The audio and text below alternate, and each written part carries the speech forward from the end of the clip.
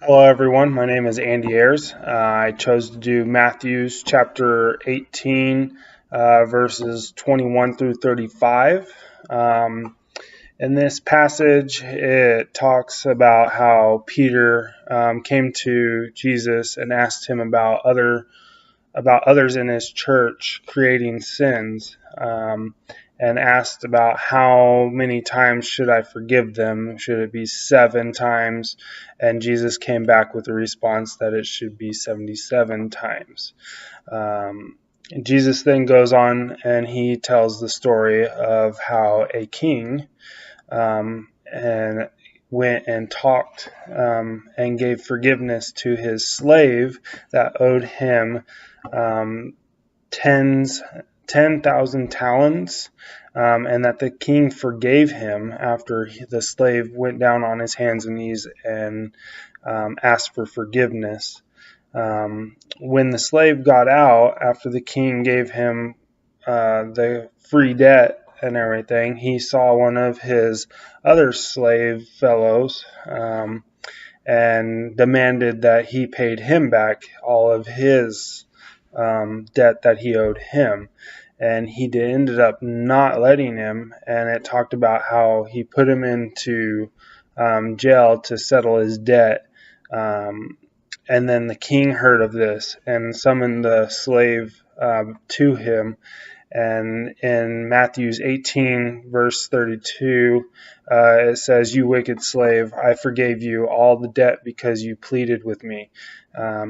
Meaning that the king himself heard that he did not do the same unto his fellow slave member, and he was very upset, and in return ended up punishing his slave 3 times, I would say 3 times harder than what he would have if he would have made him pay his debt. He ended up taking him and putting him in to be tortured. For a historical part of this passage,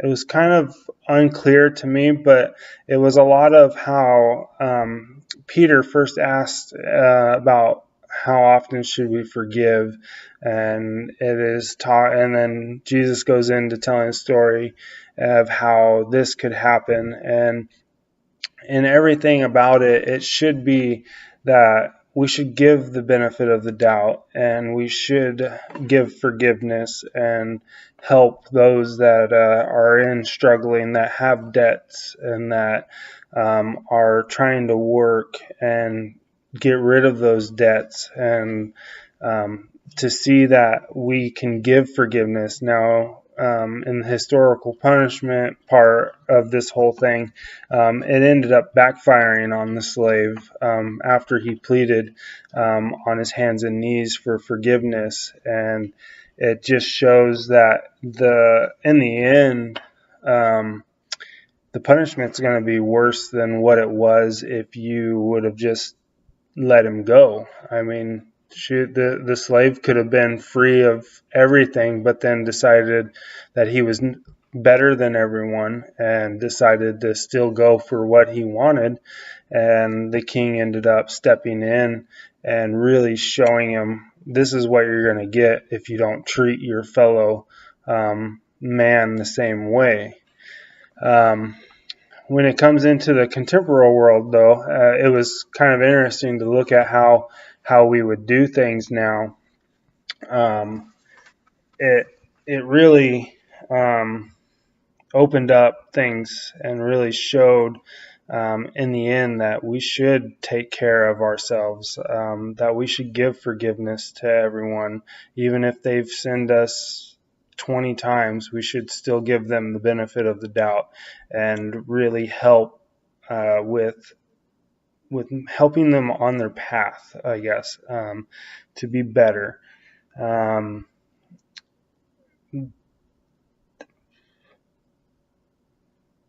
I mean, in the end, to me, this passage was kind of interesting. It really opened up on, there's things that people do to us, and we need to just go ahead and learn to forgive and forget. give them the benefit of the doubt for what they've done, help them with seeing what they have done, and in the end, how much it's going to come back to haunt them, basically, and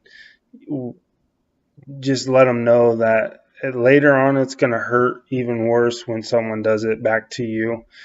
So you should always just go ahead and treat your fellow person the way that you want to be treated. And I have a really good feeling that that is what Jesus was trying to say to Peter on this one, was that even though they're sinning, you just give them the forgiveness, and you help guide them into the right path. And you can end up seeing that if they go with you and they proceed to do good, better things in life come to them. Whereas if they proceed to go ahead and go on that same path of just doing whatever they want, you can see that they end up going downhill. And I have a feeling that that is what this passage is really talking about, and is really trying to explain.